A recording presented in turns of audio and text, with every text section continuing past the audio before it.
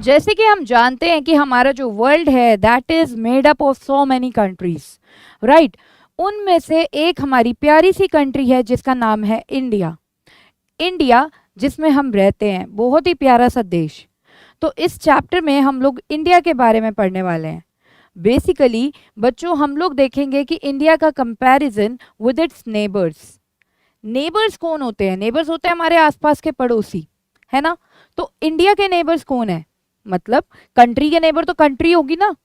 तो इंडिया के जो नेबर्स हैं वो हैं चाइना एंड पाकिस्तान। तो यहाँ पर बेटा इस चैप्टर में हम लोग डिस्कस करने वाले हैं इंडिया का comparison with China and Pakistan. Basically her country अपना कंपैरिजन करना जानती है with its neighbours. Her country चाहती है कि मैं कंपेयर करूं अपने आप को विद इट्स नेबर्स। क्यों? ताकि वो अपनी स्ट्रेंथ को जान पाए और अपनी वीकनेस को जान पाए। तो इस चैप्टर में हम आप लोगों को यही अवेयर करने वाले हैं कि इंडिया जो है उसकी रैंकिंग क्या आ रही है, वो किन चीज़ों में आगे है और किन चीज़ों में पीछे रह गई है with its neighboring countries that is China and Pakistan। तो आज का चैप्टर है बेटा हमारा comparative development experiences of India with its neighbours. तो आज की इस वीडियो में हम लोग 8 मार्क्स अपने पक्के करने वाले हैं। जय Shri Shyam everyone, this is your economics educator Sakshi Dua welcomes you to class 12 grooming education. तो बच्चों आज हम ये वाला चैप्टर करेंगे और इसके इंपॉर्टेंट क्वेश्चन डिस्कस करेंगे और फिर आप देखना आप इजीली इस वीडियो को देखने के बाद आपके इजीली 8 मार्क्स पक्के हो जाएंगे। तो चलिए स्टार्ट करते हैं हमारा चैप्टर। तो इसमें हम बेसिकली पढ़ने क्या वाले हैं, क्या क्या इंपॉर्टेंट क्वेश्चंस हैं इस चैप्टर के। तो इंपॉर्टेंट क्वेश्चंस है बेटा similarities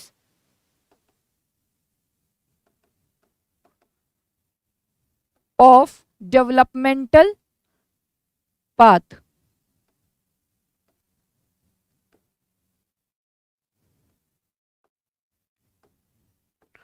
of India, Pakistan and China। मतलब सबसे पहले हम देखेंगे बेटा कि क्या सिमिलैरिटीज हैं डेवलपमेंटल पाथ में इंडिया के, पाकिस्तान के एंड चाइना के। दूसरा बेटा हम यहाँ पे कंपैरिजन देखने वाले हैं इन तीनों कंट्रीज का on the basis of demographic parameters. Demographic parameters के बेसिस पर हम कंपैरिजन देखेंगे इन तीनों कंट्रीज में। नेक्स्ट बेटा हम कंपैरिजन देखने वाले हैं इन तीनों कंट्रीज में, इंडिया, पाकिस्तान एंड चाइना में, on the basis of human developmental indicators। human developmental indicators।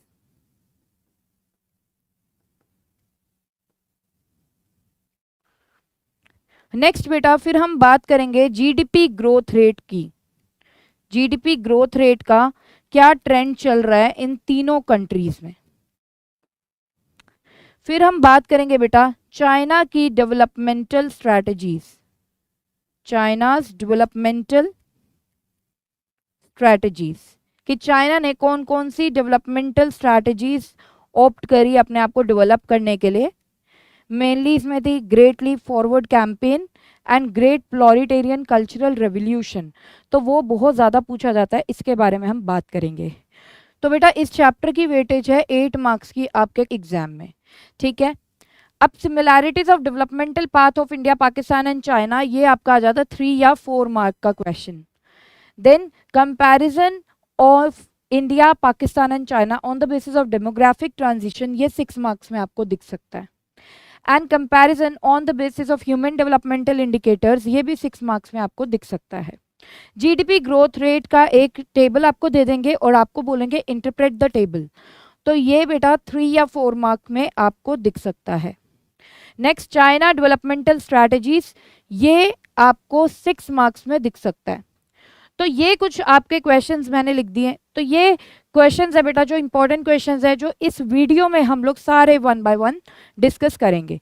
तो आइए सबसे पहले हम स्टार्ट करते हैं बेटा similarities in the developmental strategies of India, Pakistan and China. तो सिमिलैरिटीज क्या होता है? सिमिलैरिटीज होता है जो चीजें सेम रहती हैं, है ना। तो सेम चीजें क्या थी? अगर हम इंडिया, पाकिस्तान एंड चाइना के डेवलपमेंटल स्ट्रैटेजीज के बारे में बात करें, डेवलपमेंटल स्ट्रैटेजीज क्या होती हैं कि हर कंट्री अपने आप को डेवलप करना चाहती है और उसके लिए वो कुछ स्ट्रैटेजीज ऑप्ट करती है, राइट।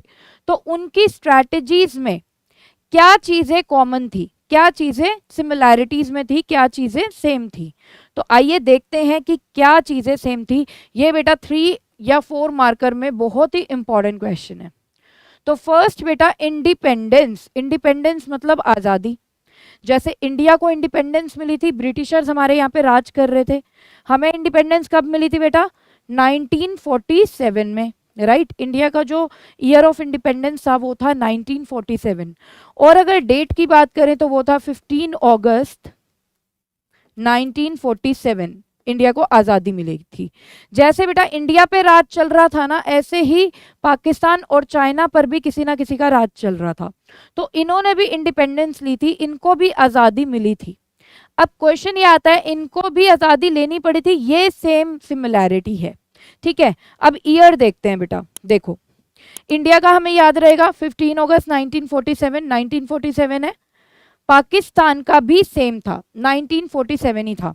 तो पाकिस्तान का 1947। अगर आपको डेट याद करनी है तो वो भी बहुत इजी है। हमारे आज़ादी मिलने से एक दिन पहले पाकिस्तान इंडिपेंडेंट हुआ था, दैट इज 14 अगस्त 1947। नेक्स्ट बेटा अब बात करेंगे चाइना की। चाइना को कब इंडिपेंडेंस मिली थी? चाइना को बेटा हमें जब मिली थी ना इंडिया वालों को, उससे 2 साल बाद, यानी कि 1949 में। चाइना को बेटा कब इंडिपेंडेंस मिली थी? 1949 में। देखिए मैंने आपको लर्न करने का भी तरीका बताया है, इजी सा है। इंडिया का आपको पता है 1947 में, पाकिस्तान का सेम है 1947 में, और चाइना को इंडिया के 2 साल बाद इंडिपेंडेंस मिली थी, यानी कि 1949 में, ठीक है। चलिए आगे चलते हैं बेटा, और क्या सिमिलैरिटीज थी? 5 year plans followed. Her country, India, Pakistan and China, तीनों कंट्रीज ने 5 ईयर्स प्लान को फॉलो किया था। ये 5 ईयर प्लान क्या है? मतलब इन्होंने प्लानिंग की थी और एक प्लान इनका पूरा 5 ईयर्स के लिए इम्प्लीमेंट होता था, ठीक है। तो अब बेटा इंडिया में भी 5 ईयर प्लान लॉन्च हुआ, चाइना में भी और पाकिस्तान में भी। अब इनके ईयर्स हमें लर्न करने हैं, ठीक है। तो इंडिया में फर्स्ट 5 ईयर प्लान लॉन्च हुआ था 1951 में।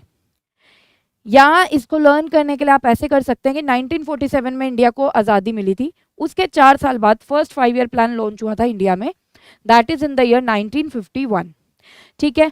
और चाइना ने लॉन्च किया इंडिया के 2 साल बाद, यानी कि 1953 में चाइना ने अपना फर्स्ट 5 ईयर प्लान को लॉन्च कर दिया था। और चाइना के 3 साल बाद पाकिस्तान ने लॉन्च किया, यानी कि 1956 में पाकिस्तान ने अपना फर्स्ट 5 ईयर प्लान लॉन्च कर दिया था। इजी है ना लर्न करना? बहुत इजी है, अच्छे से बेटा समझ लो, ठीक है। सो इंडिया ने 1951 में फर्स्ट 5 ईयर प्लान लॉन्च किया, चाइना ने 1953, पाकिस्तान ने 1956। नेक्स्ट बेटा अब हम बात करेंगे इकोनॉमिक रिफॉर्म्स की। तीनों कंट्रीज में इकोनॉमिक रिफॉर्म्स भी आए थे, ठीक है। इकोनॉमिक रिफॉर्म्स इंडिया के आपको पता है, LPG, liberalisation, privatisation and globalisation. तो कंट्री वाइज अगर हम बात करें बेटा, इंडिया का तो आपको याद होगा, है ना। इंडिया में इकोनॉमिक रिफॉर्म्स आए थे 1991 में, ठीक है। कब आए थे? 1991 में। याद करने के लिए आप ऐसे कर सकते हो कि जब फर्स्ट 5 ईयर प्लान लॉन्च हुआ था उसके 40 साल बाद, we know that first 5 year plan India का लॉन्च हुआ था 1951 में, उसके 40 साल बाद यानी कि 1991 में इकोनॉमिक रिफॉर्म्स इंट्रोड्यूस हुए थे इंडिया में, ठीक है, दैट इज एलपीजी, ठीक है।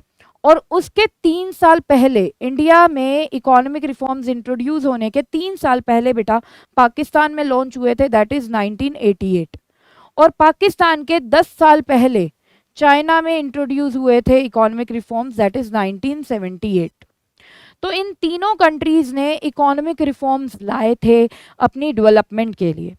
चाइना में 1978 में आए इकोनॉमिक रिफॉर्म्स, पाकिस्तान में 1988 में एंड इंडिया में 1991 में।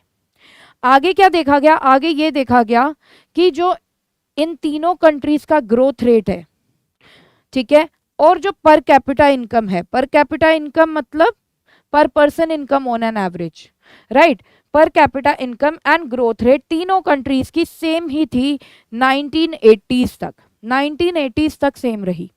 तो ये बेटा ये 4 पॉइंट है जो आपको लर्न करने हैं और आपके 3 या 4 मार्क्स पक्के हो जाएंगे, तो अच्छे से इसको लर्न कर लेना। नेक्स्ट अब हम बात करेंगे demographic indicators of India, Pakistan and China. देखिए यहाँ पे हम तीनों कंट्रीज का कंपैरिजन करेंगे on the basis of demographic indicators. अब ये डेमोग्राफिक इंडिकेटर्स क्या होते हैं बेटा, ये वो पॉइंट्स होते हैं that is related to population, ठीक है, कंट्री की पॉपुलेशन से रिलेटेड जो आइटम्स होती हैं वो होती हैं डेमोग्राफिक इंडिकेटर्स। तो हम यहाँ पे इंडिया, पाकिस्तान एंड चाइना का कंपैरिजन करेंगे on the basis of demographic indicators. तो आइए सबसे पहले हम बात करेंगे on the basis of population. So we know that कि वर्ल्ड में नंबर 1 पे है China in terms of population, first rank है चाइना की in terms of population in the entire world, right. और इंडिया की क्या है, इंडिया सेकेंड पॉपुलेटेड कंट्री है इन terms of population in the entire country. लेकिन अब जो प्रोजेक्शंस है, मतलब जो बोला जा रहा है वो ये बोला जा रहा है कि बहुत ही जल्दी इंडिया चाइना को पीछे करने वाला है इन टर्म्स ऑफ पॉपुलेशन, मतलब इंडिया फर्स्ट नंबर पर आने वाला है वर्ल्ड में इन टर्म्स ऑफ पॉपुलेशन। लेकिन अभी चाइना ही है फर्स्ट नंबर पे और सेकंड नंबर पे इंडिया है। और पाकिस्तान की पॉपुलेशन बेटा बहुत ही कम है इंडिया और चाइना के कंपैरिजन में, रफली ये 1/10 है, 1/10 ऑफ इंडियाज पॉपुलेशन और चाइनाज पॉपुलेशन, ठीक है, किसी भी कंट्री की पॉपुलेशन ले लो उसका ये 1/10 है रफली पाकिस्तान की पॉपुलेशन, मतलब पाकिस्तान में पॉपुलेशन काफी कम है। नेक्स्ट अब हम बात करेंगे बेटा एरिया एंड डेंसिटी से रिलेटेड। अब ये एरिया मतलब कि कितना स्पेस है ना, कितनी जमीन है चाइना के पास या पाकिस्तान के पास या इंडिया के पास। एंड डेंसिटी क्या होता है, डेंसिटी होता है कि 1 स्क्वायर किलोमीटर में, 1 स्क्वायर किलोमीटर में कितने लोग रह रहे हैं, ठीक है, 1 स्क्वायर किलोमीटर में कितने लोग रह रहे हैं वो होता है डेंसिटी। तो अब देखते हैं बेटा, अगर हम एरिया के टर्म्स में बात करें तो चाइना के पास सबसे ज्यादा एरिया है, चाइना के पास हाईएस्ट एरिया है, ठीक है। और अगर हम इंडिया के बात करें तो इंडिया के पास मॉडरेट एरिया है, इंडिया के पास मॉडरेट एरिया है, मतलब चाइना से कम है बट पाकिस्तान से ज्यादा है। और अगर पाकिस्तान की बात करें बेटा तो पाकिस्तान बहुत ही छोटी सी कंट्री है, इसके पास पॉपुलेशन भी कम है और एरिया भी इसका लोएस्ट है। पाकिस्तान के पास सबसे कम एरिया है as compare to India and China, ठीक है। अब हम बात करेंगे डेंसिटी की। डेंसिटी जैसे मैंने आपको बताया कि कितने स्क्वायर किलोमीटर में, मतलब 1 स्क्वायर किलोमीटर में कितने लोग रह रहे हैं, दिस इज कॉल्ड डेंसिटी। तो डेंसिटी की अगर हम बात करें तो चाइना में लोएस्ट डेंसिटी है, एरिया तो चाइना का हाईएस्ट है, बहुत ज्यादा एरिया है चाइना के पास, लेकिन चाइना की जो डेंसिटी है वो लोएस्ट है, ठीक है। नेक्स्ट बेटा, मतलब चाइना में बहुत लोग खुले खुले रह रहे हैं, 1 स्क्वायर किलोमीटर में काफी कम लोग रहते हैं। बट अगर हम इंडिया की बात करें तो इंडिया में हाईएस्ट डेंसिटी है, मतलब इंडिया में 1 स्क्वायर किलोमीटर में बहुत ज्यादा लोग रहते हैं, तो मतलब लोग स्पेशियस नहीं रहते हैं। नेक्स्ट बेटा, और पाकिस्तान की बात करें तो मॉडरेट डेंसिटी, पाकिस्तान की जो डेंसिटी है वो चाइना से ऊपर है बट इंडिया से कम है, तो मॉडरेट डेंसिटी। चलिए नेक्स्ट अब हम बात करेंगे फर्टिलिटी रेट की। फर्टिलिटी रेट क्या होता है कि एक वुमेन अपने पूरे लाइफ टाइम में कितने बच्चों को जन्म देती है, ये होता है फर्टिलिटी रेट, ठीक है, ये एक एवरेज होती है। तो फर्टिलिटी रेट की अगर हम बात करें बेटा तो जैसे कि हमें पता है कि पाकिस्तान में एक कपल के 3 4 4 5 5 6 6 बच्चे होते हैं, है ना, बहुत सारे बच्चे होते हैं एक कपल के, तो मतलब पाकिस्तान में फर्टिलिटी रेट क्या रहता है, हाईएस्ट रहता है, राइट। और अगर हम चाइना की बात करें तो चाइना में फर्टिलिटी रेट कम है। क्यों रेट कम है, क्योंकि बेटा इसकी गवर्नमेंट ने 1 चाइल्ड पॉलिसी अप्लाई कर रखी थी, वन चाइल्ड पॉलिसी क्या थी? That couples were allowed to give birth to only one child, तभी गवर्नमेंट उन्हें सपोर्ट करेगी। अगर एक से ज्यादा चिल्ड्रन हो गए तो गवर्नमेंट उन्हें सपोर्ट नहीं करेगी। तो वन चाइल्ड पॉलिसी में ये था कि जो चाइनीज कपल हैं उनका सिर्फ एक ही बेबी होना चाहिए, ठीक है। और ये पॉलिसी इंप्लीमेंट की गई थी 1979 में। लेटर ऑन 2016 में ये डिसकंटिन्यू कर दी थी। बट ये वन चाइल्ड पॉलिसी क्योंकि अप्लाई करी थी चाइनीज गवर्नमेंट ने, जिसकी वजह से चाइना में फर्टिलिटी रेट कम देखा जा रहा था, लोएस्ट था fertility rate in China as compare to India and Pakistan. और अगर हम इंडिया की बात करें तो हम देखते हैं कि ऑन एन एवरेज एक कपल के 2 बच्चे आपको दिखते हैं, है ना। तो ये है मॉडरेट फर्टिलिटी रेट, इंडिया में क्या है? मॉडरेट है। तो यही आपको बताना है, यही चीज़ें आपको लैंग्वेज में बता देनी है कि पाकिस्तान का फर्टिलिटी रेट हाईएस्ट है, इंडिया का मॉडरेट है एंड चाइना का लोएस्ट है। बहुत ही इजी सा क्वेश्चन और आराम से आपको 6 मार्क्स देकर जाएगा। नेक्स्ट बेटा, अब हम बात करेंगे अर्बनाइजेशन की। अर्बन एरियाज होते हैं और एक होते हैं रूरल एरियाज। अर्बन एरियाज क्या होते हैं? शहर के एरियाज जहाँ पे बढ़िया बढ़िया फैसिलिटीज होती हैं। बट रूरल एरियाज क्या होते हैं? गांव के एरियाज, बैकवर्ड एरियाज जहाँ पे आपको सारी फैसिलिटीज नहीं मिलती हैं। तो अब अर्बनाइजेशन का मतलब क्या है कि कितने लोग, कितने percentage of population urban areas में रह रही है। तो अगर हम देखें इंडिया, पाकिस्तान एंड चाइना में, तो चाइना में सबसे हाईएस्ट है अर्बनाइजेशन, सबसे ज्यादा अर्बनाइजेशन आपको चाइना में दिखेगा as compare to India and Pakistan. इसमें almost more than 50% of the population, more than 50% of the population यानी कि हाफ से ज्यादा पॉपुलेशन, यहाँ पे फिगर भी दे रखी है 56%, that is residing in urban areas in China, right. Okay, अगर हम इंडिया एंड पाकिस्तान की बात करें बेटा तो इसमें ऑलमोस्ट सेम है, अर्बन एरियाज में लोग सेम रहते हैं, ऑलमोस्ट सेम है, 33% एंड 39%। पाकिस्तान में 39% है अर्बनाइजेशन एंड इंडिया में है 33%, तो ज़्यादा फर्क मतलब नहीं है। नेक्स्ट बेटा, सेक्स रेशो। अब ये सेक्स रेशो क्या होता है? सेक्स रेशो होता है कि पर 1000 मेल्स में कितनी फीमेल्स प्रेजेंट है, this is called sex ratio. तो अगर हम इंडिया, पाकिस्तान एंड चाइना की बात करें पास्ट ट्रेंड्स की, तो सब तीनों कंट्रीज की सेक्स रेशो लो थी, मतलब तीनों कंट्रीज में बेटा फीमेल्स कम थी एज कंपेयर टू मेल्स। ऐसा क्यों था? क्योंकि तीनों कंट्रीज में मेल प्रेफरेंस थी। तो क्योंकि मेल प्रेफरेंस ही, हर कोई चाहता था कि मेरे घर में बेटा ही पैदा हो, तो इस वजह से पहले से ही सेक्स डिटर्मिनेशन करवा लिया जाता था प्री बोर्न बेबी का। और अगर वो बेबी गर्ल है, अगर पता लगता था वो बेबी गर्ल है, तो उसे उसी टाइम अबॉर्ट करवा दिया जाता था, तो जन्म ही नहीं लेने देते थे फीमेल चाइल्ड को। तो इसका एक इम्प्लीकेशन है कि मेल्स तो ज़्यादा हो गए और फीमेल्स क्या है? कम है। इसे हम फीमेल फिटिसाइड बोलते हैं, फीमेल फिटिसाइड, ठीक है, कि प्री बोर्न बेबी गर्ल को पहले ही मार दिया उसके बर्थ से पहले, तो this is called female foeticide. तो फीमेल फिटिसाइड के केसेस हर एक कंट्री में है, इंडिया, पाकिस्तान एंड चाइना में।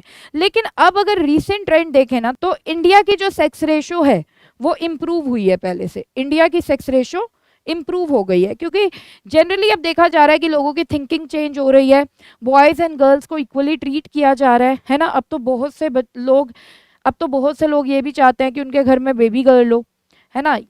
तो ये चीज़ें बहुत ज़्यादा अब चेंज हो रही हैं, जिसकी वजह से इंडिया के अंदर जो सेक्स रेशो है वो इम्प्रूव हो गई है। नेक्स्ट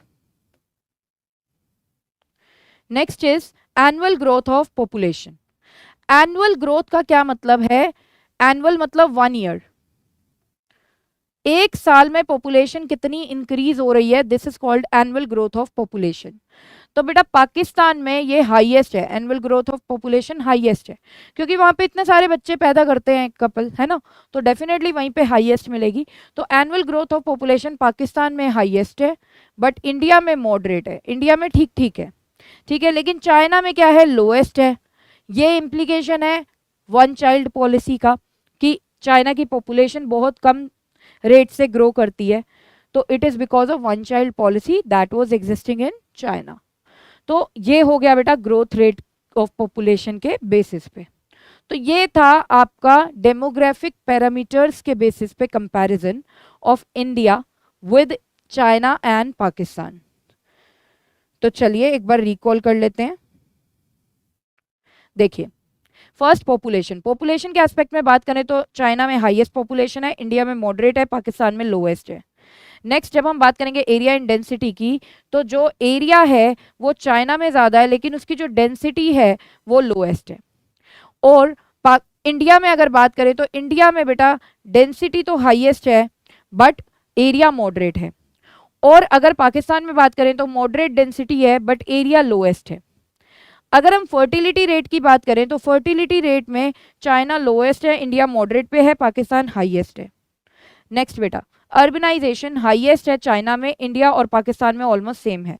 सेक्स रेशो अब इंप्रूव हो रही है इंडिया की, बट पहले के पास ट्रेंड्स में यही था कि India, Pakistan and China sex ratio सबकी कम थी, ठीक है। तो यहाँ पर क्योंकि मेल प्रेफरेंस रहती थी। नेक्स्ट बेटा, annual growth of population Pakistan में सबसे ज़्यादा है, इंडिया में मॉडरेट है एंड चाइना में लोएस्ट है। तो ये तो हो गया ये।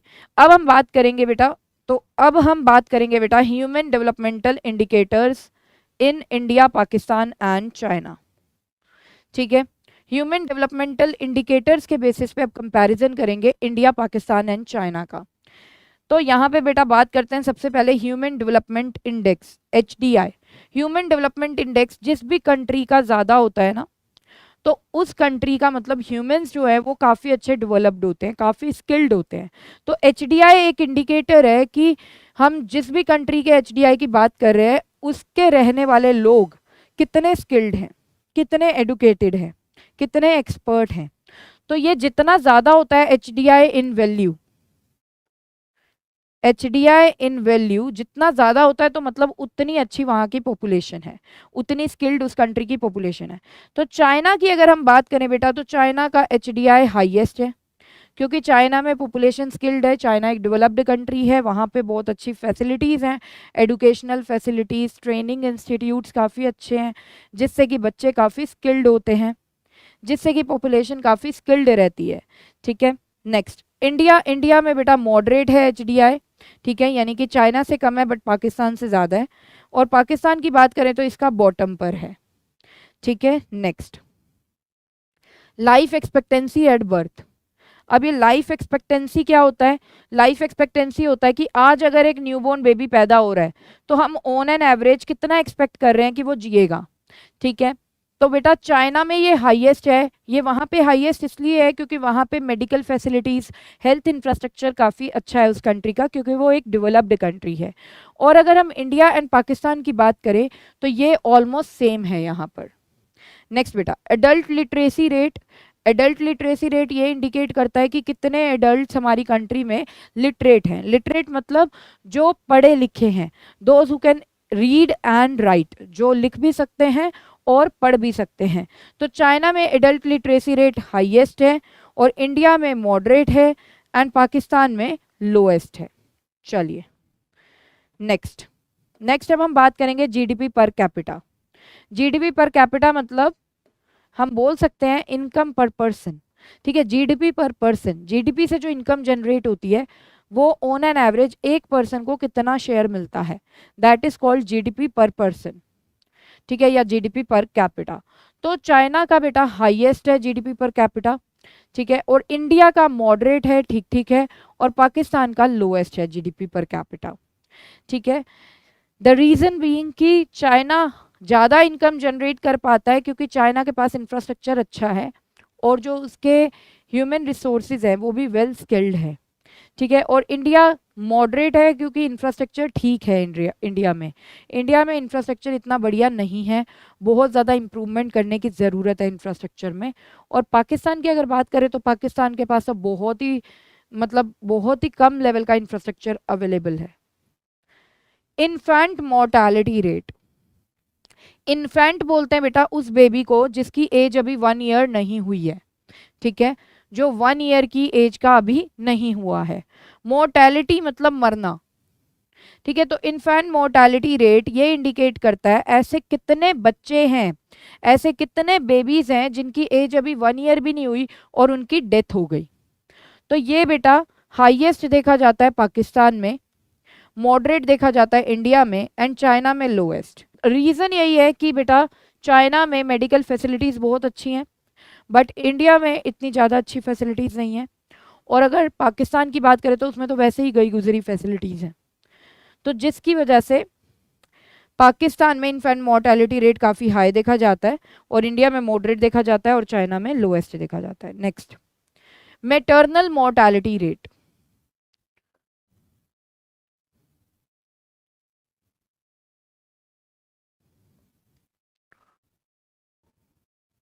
नेक्स्ट बेटा, मैटरनल मोर्टेलिटी रेट। मैटरनल बोलते हैं मदर को, mom, and mortality means death हो जाना। तो मैटरनल मोर्टेलिटी रेट ये इंडिकेट करता है कि ऐसी कितनी विमेन है जिनकी डेथ हो गई ड्यू टू प्रेगनेंसी कॉम्प्लिकेशंस और at the time of delivery. ठीक है, तो ये इंडिकेट करता है। तो चाइना में बेटा ये लोएस्ट है, चाइना में ये बहुत कम है maternal mortality rate as compare to India and Pakistan, और इंडिया एंड पाकिस्तान में ऑलमोस्ट ये सेम है। नेक्स्ट बेटा, population under nourished. Population under nourished मतलब कितने लोग ऐसे हैं जो प्रॉपर डाइट नहीं ले पाते, है ना। हमारी कितनी पॉपुलेशन ऐसी है जो प्रॉपर डाइट नहीं ले पाती है, ठीक है, full of nutrients and vitamins, balance diet नहीं ले पाती है, उनमें विटामिन्स एंड मिनरल्स की कमी हो जाती है। तो कितनी पॉपुलेशन ऐसी है जिनमें आपको कमी दिखेगी न्यूट्रिएंट्स की? तो पाकिस्तान में बेटा हाईएस्ट है ये पॉपुलेशन अंडर नरिश्ड, आपको सबसे ज़्यादा पाकिस्तान में दिखने वाली है as compare to India and China. India में मॉडरेट है एंड चाइना में लोएस्ट है। ठीक है, नेक्स्ट बेटा, population using improved sanitation. Sanitation facilities मतलब वॉशरूम फैसिलिटीज। तो चाइना में बेटा सबसे ज़्यादा पॉपुलेशन है जो इम्प्रूव्ड सैनिटेशन यूज़ कर रही है, सैनिटेशन फैसिलिटीज़ अच्छी यूज़ कर रही है। पाकिस्तान में मॉडरेट एंड इंडिया में लोएस्ट। ठीक है, चलिए अब हम बात करेंगे बेटा नेक्स्ट एक हॉट क्वेश्चन की। ठीक है, बहुत ही सिंपल सा क्वेश्चन है, आराम से 3 या 4 मार्क आ जाते हैं, लेकिन बहुत से बच्चे इसको देखते ही डर जाते हैं कि क्या दे दिया ये, है ना, जबकि ये इतना कुछ नहीं है। आराम से देखिए, देखे यहाँ पे बेटा ग्रोथ रेट दिया है जीडीपी का, ठीक है, और आपको एक टेबल बना बनाया दे दिया। डेटा लर्न करने की कोई ज़रूरत नहीं है, बना बनाया टेबल मिलेगा अगर इस टाइप का क्वेश्चन आया। ठीक है, तो फिर आपको बोल देते हैं इंटरप्रेट। इंटरप्रेट करो इसे, मतलब एनालाइज करो और अपना कंक्लूजन दो कि ये क्या है। ठीक है, टेबल दे देंगे। जब भी कोई टेबल वाला क्वेश्चन आता है ना, तो सिंपली आपको ये देखना है इंक्रीज हो रहा है, डिक्रीज हो रहा है, क्या हो रहा है। तो आइए देखते हैं चाइना में ग्रोथ रेट ऑफ जीडीपी क्या है 1980 टू 1990, 10.3% था। ठीक है, उसके बाद 2011-15 में हुआ 7.9%, और उसके बाद 2015-17 में हुआ 6.8%। तो आप क्या देख पा रहे हैं, 10.3% से 7.9% हुआ, 7.9% से 6.8% हुआ। तो यानी कि डिक्रीज हो रहा है। क्या हो रहा है? डिक्रीज हो रहा है। तो चाइना का जीडीपी का ग्रोथ रेट डिक्रीज हो रहा है। पाकिस्तान का देखते हैं हम। तो पाकिस्तान का बेटा 1980 टू 1990 में ग्रोथ रेट था 6.3%। उसके बाद 2011-15 में हुआ 4%, 15-17 में हुआ 2015-17 में हुआ 5.3%। तो अब यहाँ पे एक बार डिक्रीज हुआ फिर इंक्रीज हुआ। जब ऐसा कोई सिचुएशन हो ना जिसमें कुछ समझ ना आ रहा हो, तो फर्स्ट वाला ले लो और लास्ट वाला ले लो, फिर कंक्लूड कर देते हैं। तो क्या हुआ? डिक्रीज हुआ।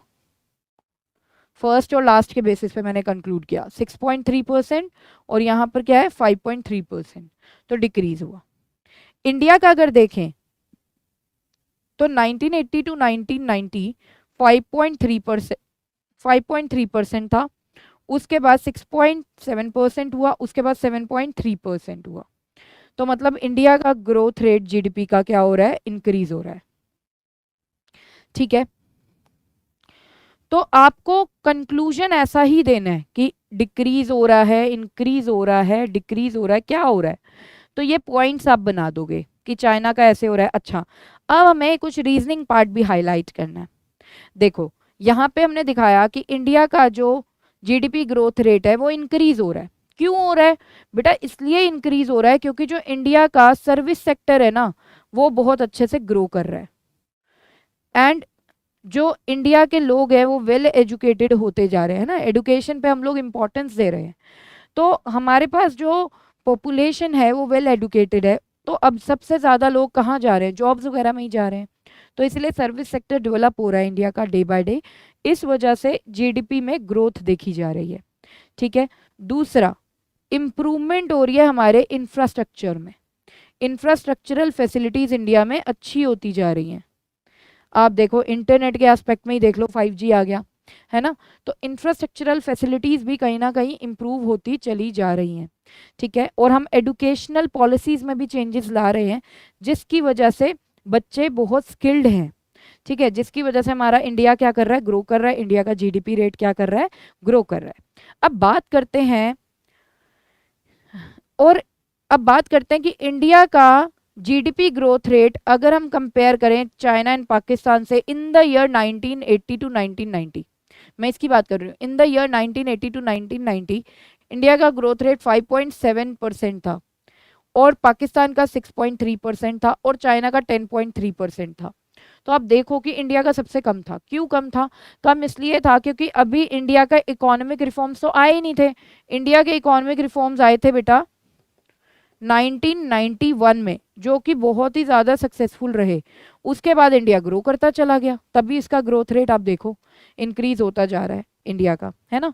तो क्योंकि इंडिया के इकोनॉमिक रिफॉर्म्स ही 1991 में आए थे, तो इस वजह से बाद में उसका जीडीपी ग्रोथ रेट इंक्रीज हो रहा था। अच्छा, एक और चीज़ है यहाँ पे हाईलाइट करने वाली कि चाइना का जो ग्रोथ रेट था 1980 टू 1990 में, दैट वाज 10.3%। तो उस टाइम पे China was able to maintain double digit growth rate, और ये बहुत ही डिफिकल्ट था बेटा उस टाइम पे ग्रोथ रेट मेंटेन करना जो कि डबल डिजिट हो, है ना। 10.3%, कम नहीं होता। तो चाइना ने 10.3% ग्रोथ रेट मेंटेन किया हुआ था, लेकिन उसके बाद चाइना का ग्रोथ रेट क्या होता चला गया, डिक्रीज होता चला गया, क्योंकि चाइना के इकोनॉमिक रिफॉर्म्स में और चाइना की डेवलपमेंटल स्ट्रैटेजीज बहुत ज़्यादा फेल होती जा रही थी, तो इस वजह से चाइना का जो ग्रोथ रेट था वो डिक्रीज हो रहा था। तो इस तरीके से बेटा आप इम्प्लीमेंटेशन करोगे, इस तरीके से बेटा आप इंटरप्रिटेशन करोगे। पाकिस्तान का भी सेम रीज़न है कि इकोनॉमिक रिफॉर्म्स का रिजल्ट अच्छा नहीं आया, डेवलपमेंटल स्ट्रैटेजीज इतनी सही नहीं लगाई, जिसकी वजह से पाकिस्तान पीछे जाता जा रहा है। ठीक है, मोर ओवर आप ये भी लिख सकते हो पाकिस्तान के रिलेशंस बाकी कंट्रीज के साथ इतने अच्छे नहीं हैं, जिसकी वजह से कोई भी कंट्रीज उसको सपोर्ट इतना नहीं करती हैं।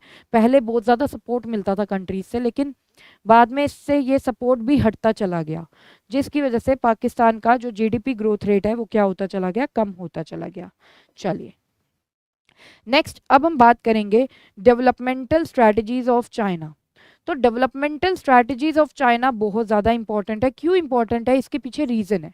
रीज़न ये है बेटा कि China is the developed country, India on the path of developing है, राइट। तो इंडिया की भी पॉपुलेशन बहुत ज़्यादा है और चाइना की भी पॉपुलेशन बहुत ज़्यादा है।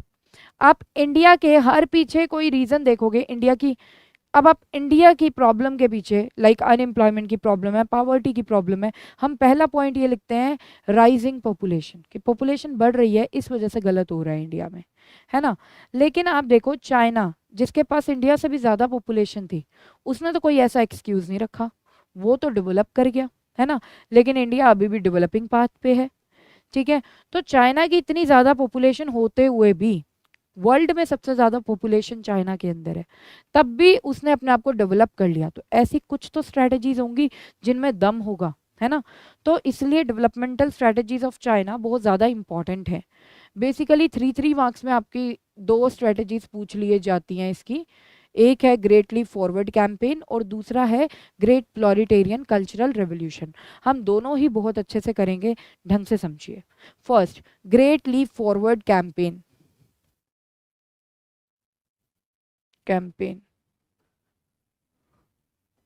Okay, great leap forward campaign ये इंट्रोड्यूस किया था बेटा माओ ने, माओ नेम है पर्सन का जिसने ये इंट्रोड्यूस किया था ग्रेट लीप फॉरवर्ड कैंपेन।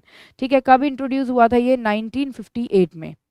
ठीक है, अब इसमें क्या बोला गया था? इसमें ये बोला गया था, हर पर्सन को ये बोला गया था कि आपका जो घर है उसके अंदर जो बैकयार्ड है उसके अंदर एक छोटी सी इंडस्ट्री लगा लो, छोटा सा कोई ना कोई काम सेटअप कर लो। है ना। ऐसा क्यों बोला गया कि छोटी छोटी इंडस्ट्री लगा लो अपने घर के बैकयार्ड में ही? ऐसा इसलिए बोला गया क्योंकि बेटा जितनी ज़्यादा इंडस्ट्रीज होंगी ना उतनी ज़्यादा प्रोडक्शन होगी, और जिस कंट्री की जितनी ज़्यादा प्रोडक्शन होती है तो उतना ही माल बिकता है, और माल बिकता है तो इनकम भी ज़्यादा जनरेट होती है, और जिस कंट्री की इनकम ज़्यादा जनरेट होती है उस कंट्री के लोगों को फ़ायदा होता है। तो इसीलिए यहाँ पर एनकरेज किया गया हर किसी को कि क्या करें वो, people were encourage to open industries in their backyard, कि अपने बैकयार्ड में इंडस्ट्रीज सेटअप कर दें। ठीक है, ओके, ताकि इंडस्ट्रियलाइजेशन बहुत ज़्यादा बढ़ जाए कंट्री में। ठीक है, इंडस्ट्रियलाइजेशन बढ़ेगा तो कंट्री की क्या होगी, ग्रोथ होगी। तो एम क्या था, एम ये था बेटा, industrialising the country on the large scale, और मॉडर्नाइज करना इंडस्ट्री को। ठीक है, नेक्स्ट, रूरल एरियाज में क्या किया गया, रूरल एरियाज यानी कि गांव के एरियाज, वहां पर कॉम्यून सिस्टम लाया गया। कॉम्यून सिस्टम क्या था, कॉम्यून सिस्टम एग्रीकल्चर में लाया गया, कि मतलब जहाँ पे बहुत से लोग मिलकर एक साथ फार्मिंग करते हैं, that is called commune system. तो उस टाइम पे देखा जा रहा था 26,000 कॉम्यून सेटअप हुए थे। ठीक है, तो बेटा रूरल एरियाज में ये चेंजेस लाए गए कि कॉम्यून सिस्टम को इंट्रोड्यूस किया गया, और अर्बन एरियाज में बोला गया कि अपने बैकयार्ड में इंडस्ट्री वगैरह सेटअप कर लो। तो ये था ग्रेट लीप फॉरवर्ड कैंपेन का aim, industrialising the country on a large scale.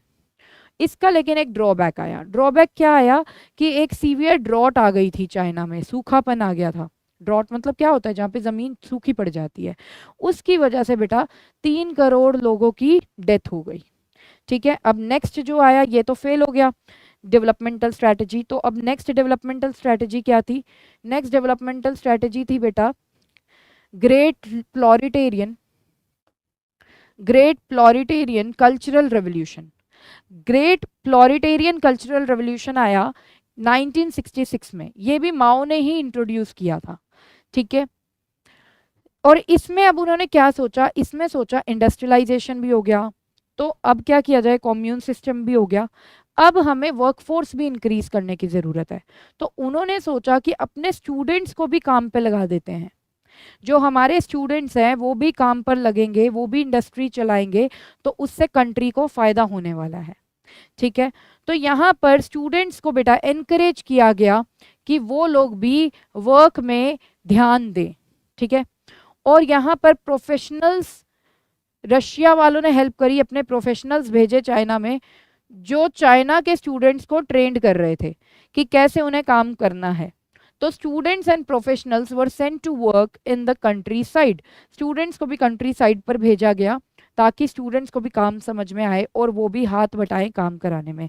ज़्यादा वर्कफोर्स होगी, ज़्यादा लोग होंगे, ज़्यादा प्रोडक्शन होगी, ज़्यादा प्रोडक्शन होगी तो अल्टीमेटली ज़्यादा इनकम जनरेट होगी कंट्री में, और कंट्री को फ़ायदा होगा।